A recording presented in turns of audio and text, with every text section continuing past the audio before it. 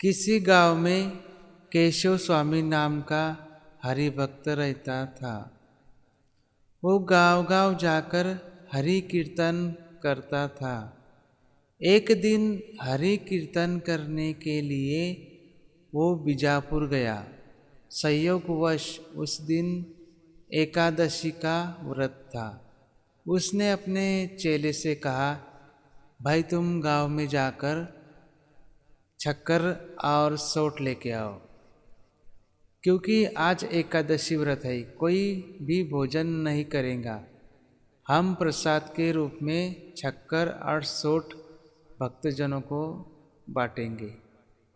शिष्य गांव में चल दिया। बेचारा चलता रहा। तब जाके उसको एक दुकान दिखाई दिया। वो दुकान पर आया तो दुकान का मालिक, जो दुकानदार था, वो सो रहा था। इस चेले ने क्या किया, उस दुकानदार को धक्का, कुछ आवाज़ लगा के उठाया। अरे दुकानदार साहब उठ जाओ। दुकानदार निद्रा में था, लेकिन फिर भी चेले ने उसको जैसे तैसे उठाया। दुकानदार आधी निद्रा में था। चेले ने कहा, दुकानदार साहब, आज गांव में हरि कीर्तन हो रहा है और आज एकादशी व्रत है, तो जो भक्त लोग कथा का लाभ लेने, कीर्तन का लाभ लेने के लिए आए हैं, तो उनमें बांटने के लिए, प्रसाद बनाने के लिए हमें शक्कर और सोठ दे दो। दुकानदार आधी निद्रा में था।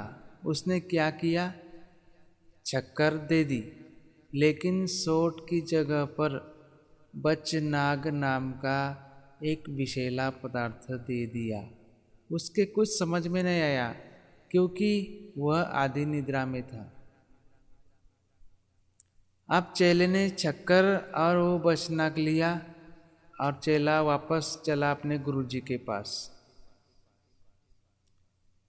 अब चेले को गुरुजी ने कहा, केशव स्वामी जी ने कहा कि जो तुम दुकान से लाए हो शक्कर और सूट को कूट कर आपस में मिला दो। शिष्य ने वैसा ही किया। अब शिष्य को कहा पता कि ये बचनाग है। उसने शक्कर और उस बचनाग को कूट के आपस में मिला दिया, मिक्स कर दिया। अब कीर्तन समाप्त हुआ। उसके बाद जब भक्तजनों को प्रसाद के रूप में शक्कर और बचनाग बांट दिया गया। अब शाम को ऐसा हुआ कि दुकानदार ने, जब उसकी दुकानदार की आंखें खुली तो उसने देखा, उसने सोचा, अरे बाप रे, मैंने तो सोट की जगह पे बचनाग दे दिया। अब तो कई सारे लोगों की मौत पक्का हो चुकी होंगी। वो पछतावा करने लगा और मन ही मन स्वयं को कोसने लगा। वो घबराहट के मारे उस दिन सो नहीं पाया। जब सवेरा हुआ तो उसने सोचा, क्यों ना गांव में चलकर देखा जाए क्या हुआ है क्या नहीं। तो वह गांव में जाकर देखने लगा कि कोई घटना तो नहीं घटी। उसे ऐसा लग रहा था कि कई लोग मर चुके होंगे, क्योंकि बचनाग बहुत ही विषैला पदार्थ होता है। तो गांव में उसे ऐसा कोई भी दृश्य नजर नहीं आया। उसे कोई भी संदेहास्पद स्थिति नजर नहीं आई। वो घूमते घूमते मंदिर में पहुंचा। तो जैसे ही उसने भगवान की मूर्ति को देखा तो उसकी आंखें खुली की खुली रह गई, क्योंकि भगवान की मूर्ति पूरी रूप से काली पड़ गई थी। उसको ये बात समझते देर नहीं लगी कि भगवान ने सभी लोगों को बचाया है। उसके आंखों से आंसू बहने लगे। हे भगवान, आपने मेरे माथे से कलंकित हो दिया। वह उस मंदिर में लेट गया और भगवान से बार बार स्तुति करने लगा। हे प्रभु, आप करुणा निधान हो, दया के सागर हो।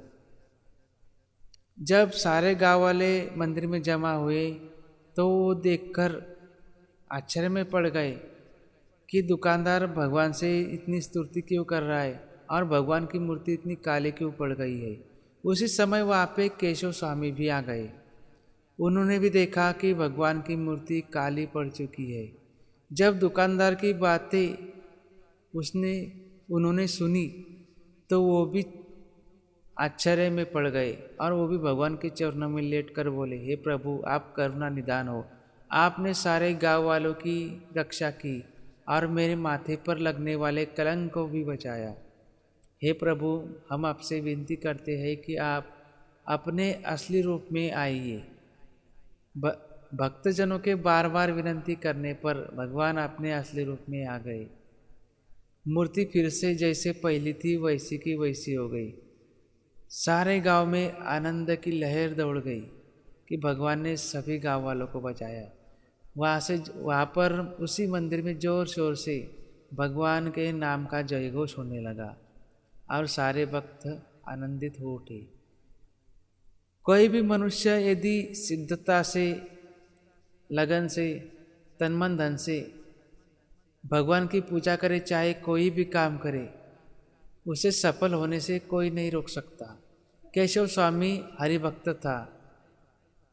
उसकी भगवान में पूरी श्रद्धा भावना थी, इसलिए भगवान ने सारे गांव वालों को बचा लिया।